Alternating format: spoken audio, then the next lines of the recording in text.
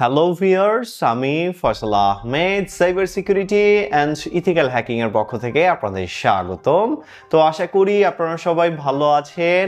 আজকে মূলত আমরা ওয়াইফাই পেনিট্রেশন টেস্টিং এর দ্বিতীয় পার্ট নিয়ে আসছি। তো এই পার্টের মধ্যে আমরা আলোচনা করব যে কম্পিউটারের মাধ্যমে যদি আপনি ওয়াইফাই পেনিট্রেশন টেস্টিং শিখতে চান তো সেক্ষেত্রে কি কি গ্যাজেট আপনার প্রয়োজন পড়ে এবং এই কম্পিউটার দিয়ে আপনি কতটুকু ওয়াইফাই পেনিট্রেশন টেস্টিং শিখতে পারবেন সম্পূর্ণটা আজকে এই ভিডিওর মাধ্যমে শেয়ার করব। তো চলুন শুরু করা যাক।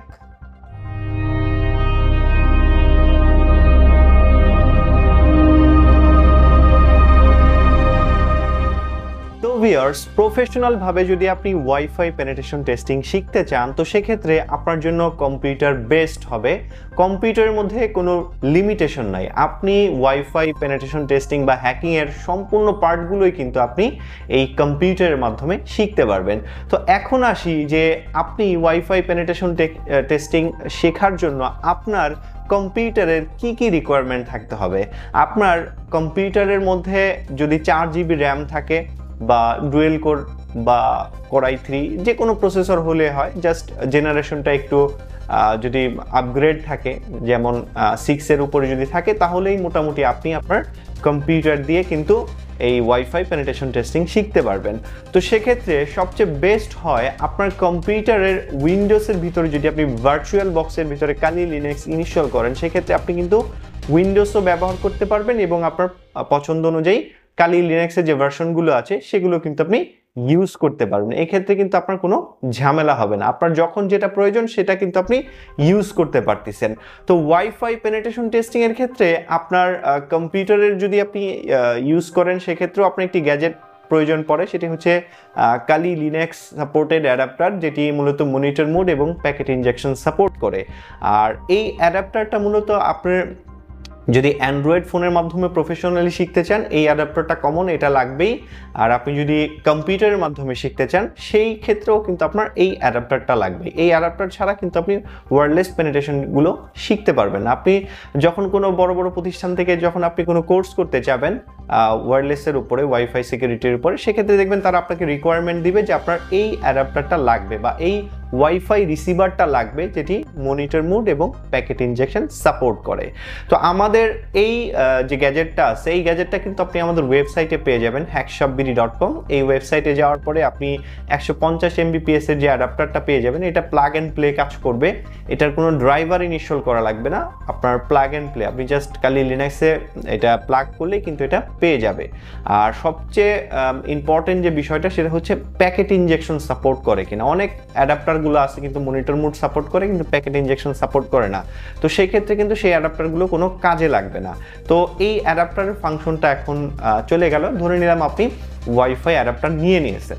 তো এখন আপনার কম্পিউটারের মধ্যে কালি লিনাক্স ইনস্টল করার পরে আপনি যদি চান যে একদম প্রফেশনালি ওয়াইফাই পেনিট্রেশন টেস্টিং শিখবেন সেক্ষেত্রে আমাদের ওয়াইফাইয়ের উপরে কম্পিউটারের জন্য যে কোর্সটা আছে সেটা আপনারা দেখতে পারেন, wifi security and ethical hacking, যেটির মধ্যে একদম শুরু থেকে কিভাবে সেট আপ করতে হবে সম্পূর্ণ কমপ্লিট ভিডিও পাবেন, যেটি আপনার একদম পুরো ওয়াইফাই পেনিট্রেশন টেস্টিং এর ক্ষেত্রে একটা পুরো গাইডলাইন হবে। তো এটা যদি আপনি ফলো করেন সম্পূর্ণ ওয়াইফাই পেনিট্রেশন টেস্টিংটা আপনি কিন্তু শিখতে পারবেন। আর এছাড়াও এই কোর্সের ভিতরে কিন্তু আপনারা বিভিন্ন আপডেট যে মেথডগুলো আছে সেগুলো কিন্তু পেয়ে যাবেন।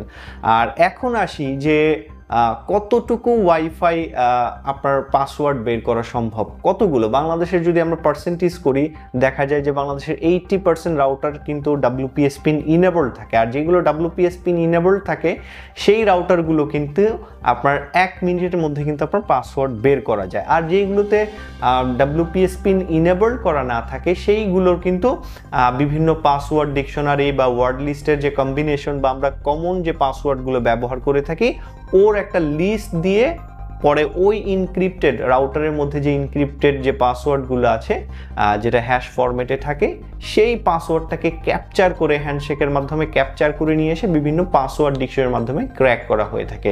তো এই ক্ষেত্রে আপনার লাকটা ডিপেন্ড করে থাকে পাসওয়ার্ডের উপরে। যদি ভিকটিম তার ওয়াইফাইয়ের পাসওয়ার্ডগুলো আপনার 1 থেকে 8 ডিজিটের মধ্যে হয়ে থাকে তো সেক্ষেত্রে যে কোনো পাসওয়ার্ড কিন্তু ক্র্যাক করা পসিবল। আপনার 1 ঘন্টার ভিতরে কিন্তু আপনি একটা ডিজিটের যে কোনো কম্বিনেশন, 8 সংখ্যার একটা ডিজিটের যে কোনো কম্বিনেশন কিন্তু আপনি ক্র্যাক করতে পারবেন আপনি 1 ঘন্টার ভিতরে। তো আমরা যদি 1 থেকে 9 ডিজিট ধরি তাহলে 9 ঘন্টা লাগে। 9 ঘন্টার ভিতরে কিন্তু আপনার যে কোনো 8 ডিজিটের পাসওয়ার্ড কিন্তু আপনার হ্যাশক্যাট বলেন, বিভিন্ন টুল আছে যেগুলোর মাধ্যমে কিন্তু এই পাসওয়ার্ডটা চেক করে দেখা যায় যে পাসওয়ার্ডটা কি ভ্যালিড নাকি। তো এই মাধ্যমেই কিন্তু আপনি ওয়াইফাই পেনিট্রেশন টেস্টিং শিখতে পারেন।